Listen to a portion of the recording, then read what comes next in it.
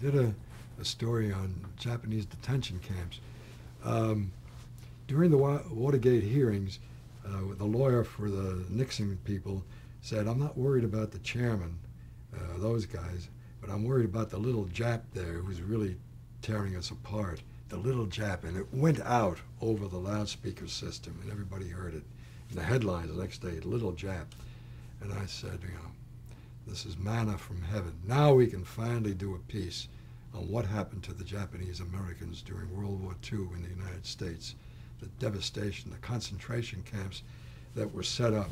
And we could personalize it with Daniel Inouye, whose book, autobiography, I had read carefully even before, and who had joined the Japanese unit in Italy when they finally allowed Japanese Americans to fight in the war on the American side.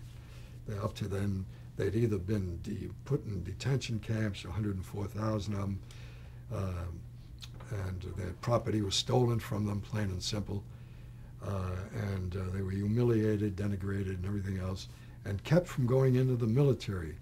And they knew that they had to show that they were as American as anybody else, and there were two units who were highly awarded medals for honor, bravery, and in action.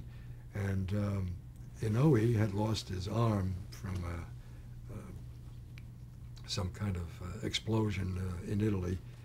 And in his book he told how when he got back to a hospital in the United States, first when he went in, came back, he wanted a haircut, went to a barber shop on the West Coast, I guess. Well, yeah. And the barber said, and he said, I came in with a whole chest full of these medals on me, and my uniform, and my arm missing, and my captain's cross medal, whatever, rank. And the guy says, we don't give haircuts to your kind. We don't serve Japanese here. So he walked out. He said, I could have torn the place apart, but then I'd get beat up and all that, and left. Then when he was in the hospital, which was probably earlier than that, the nurse had come around, very tough nurse, and she said, well, what do you want now? He says, I'd like to have a cigarette. Well, she said, you want a cigarette? Said, yeah. She threw him the pack. He said, well, what about opening it? He said, open it yourself. All right, and with his teeth, he tore it open, got it. How about lighting me up? Light yourself up. Well, how the hell am I going to do that with one arm? She says, let me show you how. She took out a wooden match, and she held it in her arms, or a match, and just as we all learn how to do that, with one hand you can do it.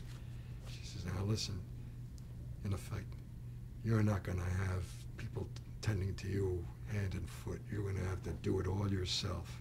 Don't ever forget that. He said, I owe that woman my life. He just revered her memory because she told him, don't cry over yourself. And then he got into politics. I think he went for Congress and then became a senator.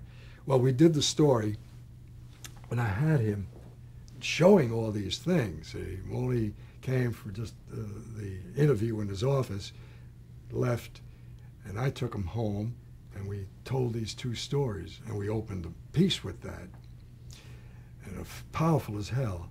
And then he said, I knew him. He always loved music, and he knew how to play the piano. And his mother said, always used to say, play me my favorite song.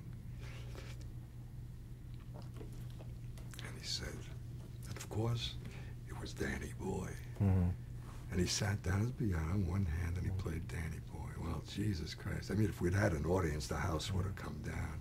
Even telling it, I just feel so overwhelmed by it. So when I see him a week or two later in the office, he said, come on in. Because the ratings, the Gallup poll had given him like an 84% back in Hawaii, a rating of approval. He says, turns to me, here's the man who gave me an 84% rating.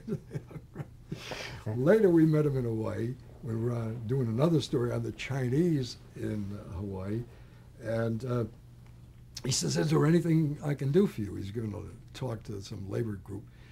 I says, "We haven't been able to find a can of macadamia nuts." He says, "I will take you." And he took us home, opened his closet, and they almost rolled out. That was the big thing, you know, for any Hawaiian congressman or senator, had to have macadamia nuts, because when people traveling from the States, that's all they wanted was macadamia nuts.